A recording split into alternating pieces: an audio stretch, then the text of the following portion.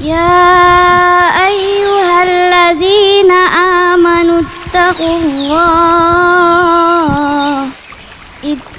الله ولتنظر نفس ما قدمت لغد واتقوا الله إن الله خبير بما تعملون.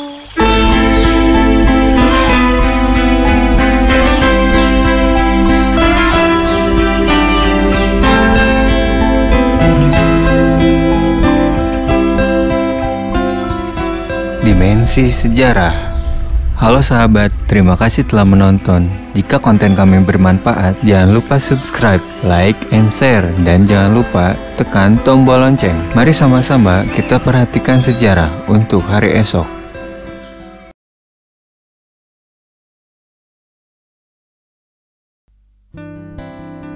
Halo sahabat, kali ini kita akan membahas tentang Ummahatul Mukminin. Sahabat, menurut bahasa, Ummahatul Mukminin adalah berasal dari bahasa Arab yang berarti para ibu orang-orang mukmin, yang mana merupakan penyebutan kehormatan bagi istri-istri dari Nabi Muhammad SAW. Allah Subhanahu wa Ta'ala berfirman dalam Al-Quran, Nabi itu hendaknya lebih utama bagi orang-orang mukmin dari diri mereka sendiri, dan istri-istrinya adalah ibu-ibu mereka. Quran Surat Al-Ahzab ayat 6. Allah Subhanahu wa Ta'ala juga menegaskan dalam ayat yang lain tentang kesucian para istri Nabi, yang mana istri-istri Nabi Muhammad SAW tidak menikah lagi setelah Nabi wafat.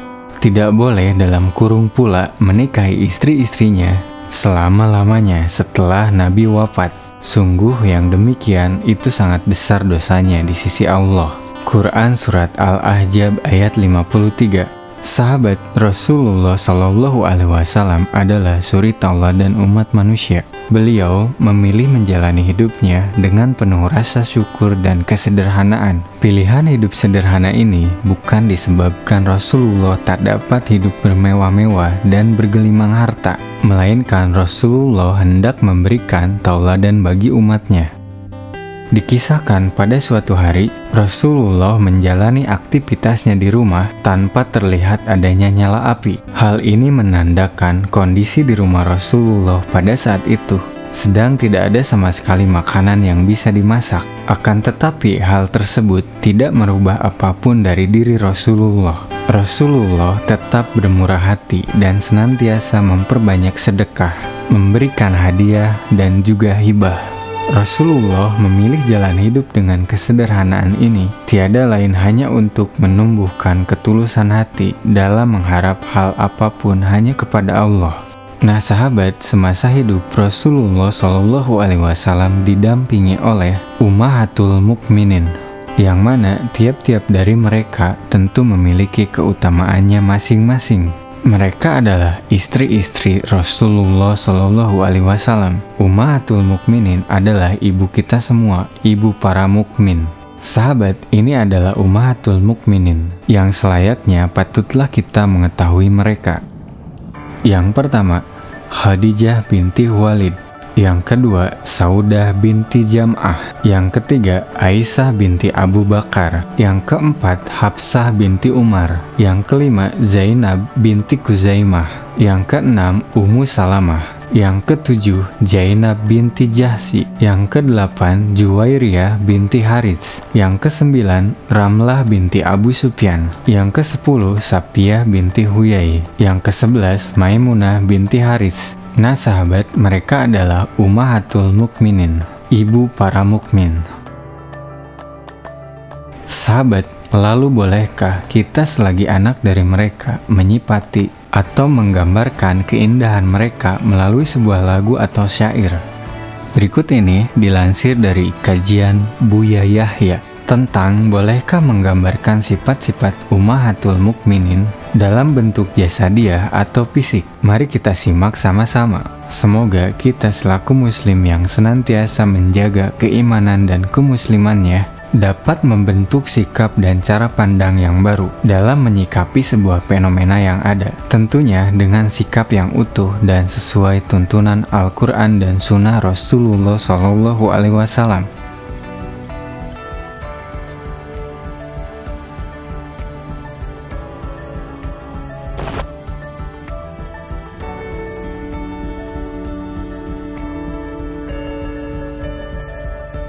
Buya, perkenalkan saya Abdul dari Balikpapan.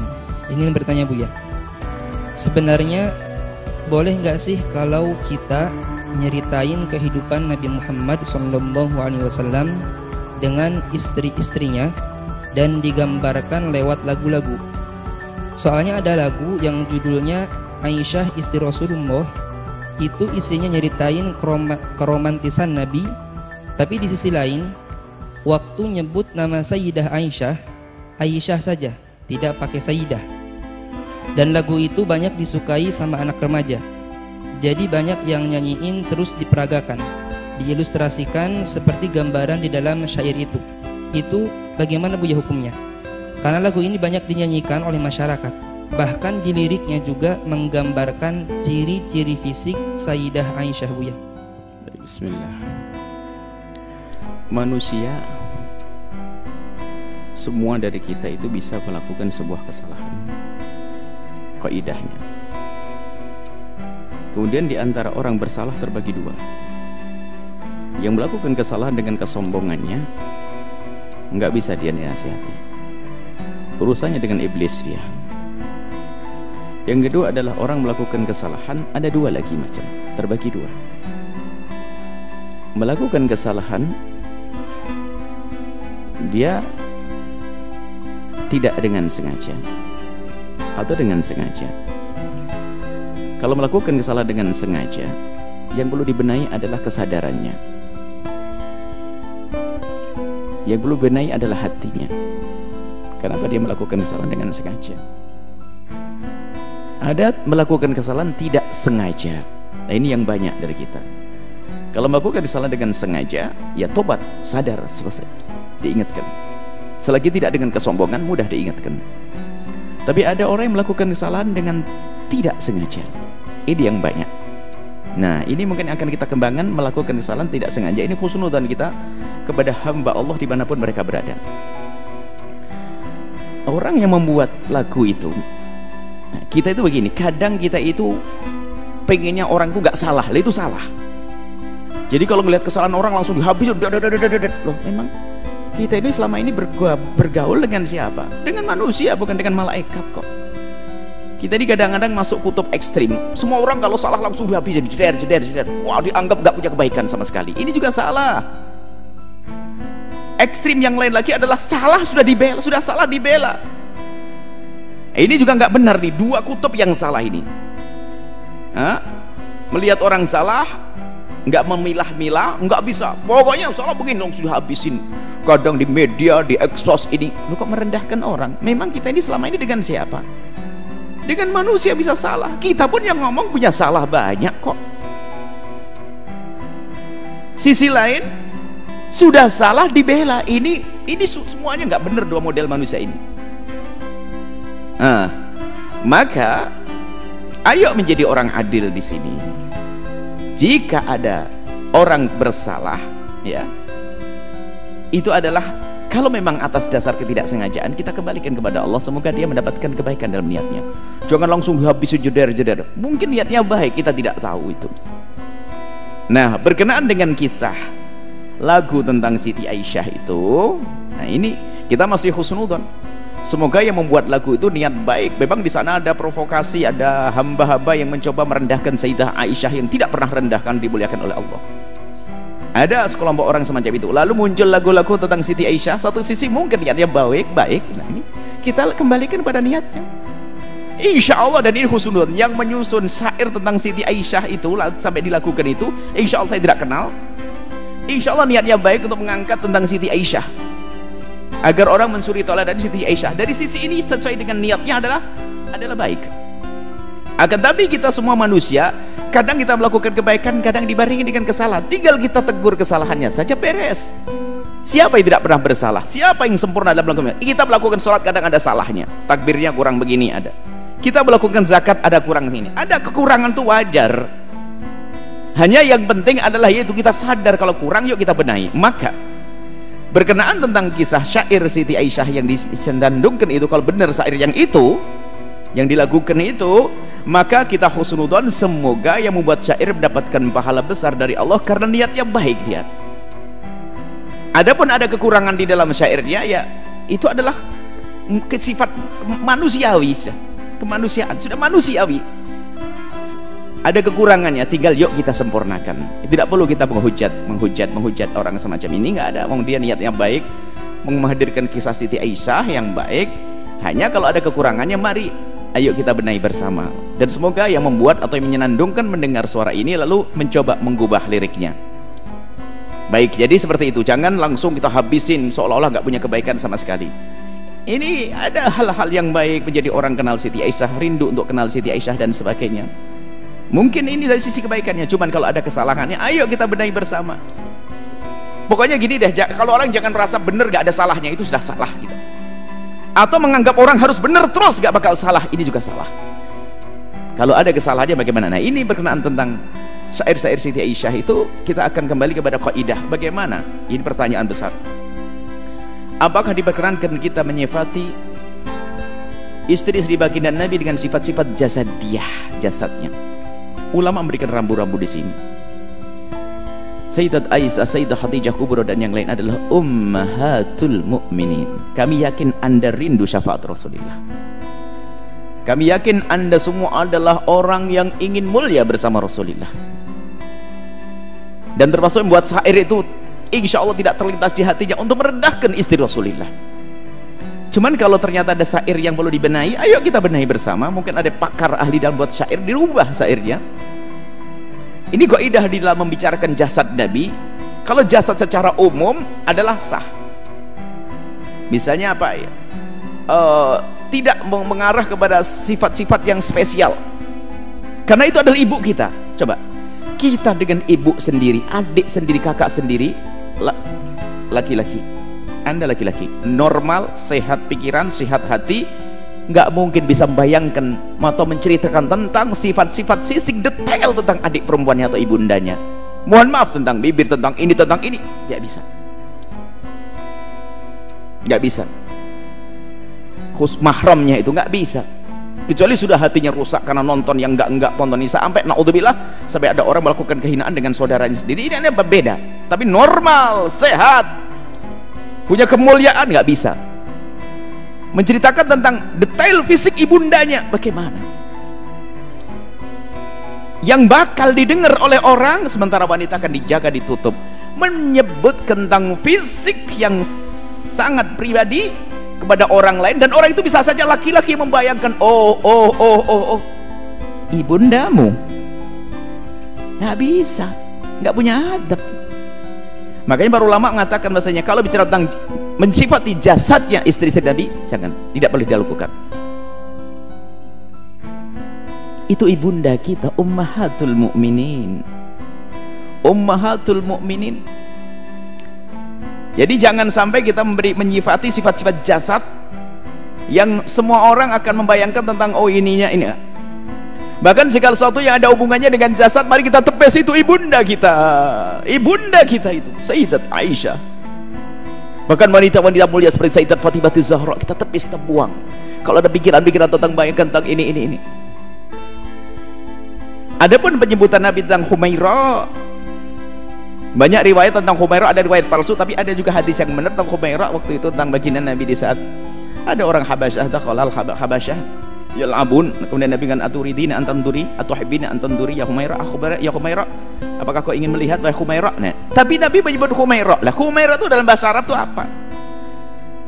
Dimaknai adalah kalau untuk menyebut orang itu kan ada, kalau bahasa kita ada orang sawo mateng, kulitnya sawo matang, kuning langsat ya, ada macam-macam. Jadi sifat umum bukan menyifati tentang bibirnya warnanya merah atau pipi merah, tidak, bukan itu. Humairah itu adalah menyebut orang yang kulitnya bukan kulit hitam, Tapi kalau disebut baydha tidak disebut putih dalam bahasa Arab, sebab putih itu ada kesan baros apa?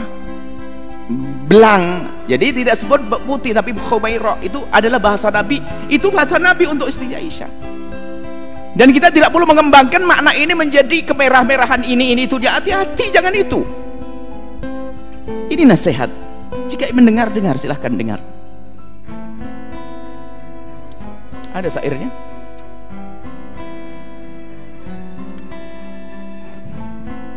Nah ini mungkin yang membuat atau ingin mengembangkan lagu ini, coba syairnya dikubah ya, agar kita hadirkan sifat-sifat istimewa dari Sayyidah Aisyah. Selain dia bersifat jasad, apa Sayyidah Aisyah punya kelebihan? Cerdas, sampai dia mujtahidah, termasuk minal mukthirin min riwayatil ahadithi, orang yang paling banyak beratkan hadis. Cerdas, pandai, tangkap, penuh kasih, tegas tapi sejuk wajahnya. Nabi Sayyidah Aisyah. Jangan difatih dengan sifat, mohon maaf saya tidak tega membacanya. Ada di bait yang pertama ini, barisan pertama itu mulia indah, kemudian bisa diganti setelahnya mulia indah kemudian berseri, boleh, masih wajar. Tapi itu mulia indah ada tengah-tengahnya, digantilah dengan mungkin sejuk, wajahnya sejuk, bisa jadi semacam itu. Kemudian ada bait yang bait pertama baris kedua, kami pun tidak bisa membacanya karena saya tidak bisa membaca semacam itu. Bisa diganti itu misalnya dengan mungkin sifatnya ditonjolkan cerdas, pandai, dan penuh kasih sayang, bisa saja diganti seperti itu. Bukan menyifati wajah, saya tidak bisa membacanya. Baris yang kedua dari bait yang pertama, cerdas pandai, penuh kasih sayang, dan penuh kasih sayang bisa, atau diganti dengan pokoknya coba yang punya. Kemudian yang terakhir, bukan ini bait pertama, bait kedua ya. Bila marah Nabi kan memanja. Memang Nabi selalu menghibur. Ditambah saya diganti di bawahnya itu bukan dengan itu, menghibur hatinya, bisa dikatakan menghibur hatinya. Nabi selalu kalau Siti Aisyah marah adalah berusaha untuk menghibur hatinya tanpa menghadirkan satu yang ya intinya untuk menjaga jangan sampai kita punya bayangan-bayangan yang kurang pantas kepada ibunda kita. Adapun baginda Nabi pernah minum di bekas gelasnya Sayyidah Aisyah, mungkin bisa saja bekas gelasnya diganti tanpa harus menyebut bentuk fisiknya. Tapi itu masih enggak. Tapi kalau sudah membentuk warna dan menyifati wajah ini itu, ayo kita hindari. Apalagi jasad yang lainnya, naudzubillah. Kemudian yang selanjutnya ada video klip barangkali yang su'ul adab ya. Dan mungkin niatnya juga baik karena belum mengerti. Sudah syair tentang Siti Aisyah, Sayyidah Aisyah, digambarkan tentang perempuan yang berdandan dan sebagainya, seolah-olah Siti Aisyah itu dan paling tidak pantas itu semuanya. Ini nasihat buat saudara-saudaraku pecinta sholawat. Ayo kita waspada dalam hal-hal yang semacam ini. Itu saja mungkin. Jadi yang membuat lagu dan yang ingin menyebar itu kami yakin husnudon karena rindu agar Siti Aisyah betul-betul jadi suri toladan. Akan tapi saya manusia, saya pun ngomong begini dalam satu jawaban ada yang salah kok kalau ada yang nyari. Dan saya siap untuk menarik diri kalau tobat, saya siap. Tobat bagi saya adalah sesuatu yang harus saya masuki pintu itu, karena orang salah nggak ada lagi kecuali harus tobat. Maka saya pun yakin Anda yang membuat lagu dan menyebarkan lagu itu, Anda adalah orang-orang yang tulus dan ikhlas. Orang-orang yang tulus dan ikhlas, tinggal sekarang sempurnakan. Ayo sempurnakan. Kalau Anda buat program sudah baik, ada kekurangannya, sempurnakan program Anda untuk membawa Siti Aisyah jadi suri teladan kaum wanita. Ayo kita sempurnakan bait-bait syair yang dibenahi. Kemudian juga jangan sampai memperagakan tentang sahabat-sahabat Nabi, istri Nabi. Ingat itu ibunda kita, ibunda istri baginda Nabi SAW, ummahatul mu'minin. Ini bisa kami sampaikan ya. Semoga Allah memberikan balasan segala kebaikan kepada siapapun yang berniat baik. Kemudian semoga Allah memberikan keinsafan kepada kita, siapapun dari kita yang bersalah kemudian ingin membuat perubahan. Jangan sampai Allah menjadikan kita orang sombong yang tempatnya di dalam kehinaan di neraka. Tawadhu dengan kebenaran, menerima kebenaran, menjauhi kemungkaran, dan semoga kelak Allah mengumpulkan kita di surga bersama baginda Nabi Muhammad, bersama ibunda kita Sayyidah Aisyah radhiyallahu taala anha, Sayyidah Aisyah radhiyallahu taala anha, dan Sayyidah Khadijah al-Kubra, dan istri-istri Nabi yang lainnya. Mereka wanita-wanita mulia, ummahatul mukminin, ibunda-ibundanya orang beriman. Jaga lisan kita, jaga pena kita untuk tidak menulis, agar tidak menulis sesuatu yang menunjukkan sesuatu yang tidak pantas tentang jasad-jasad. Bicara ini saja insyaallah ya. Semoga Allah mengampuni kita semuanya, menjaga hati kita, menjaga lisan kita, menjaga semuanya yang Allah berikan pada kita, sehingga tidak kita gunakan kecuali untuk yang Allah ridhai. Ini saja, wallahu a'lam bishawab. Terima kasih telah menonton. Jika konten kami bermanfaat, jangan lupa subscribe, like, and share. Dan jangan lupa tekan tombol lonceng. Mari sama-sama kita perhatikan sejarah untuk hari esok.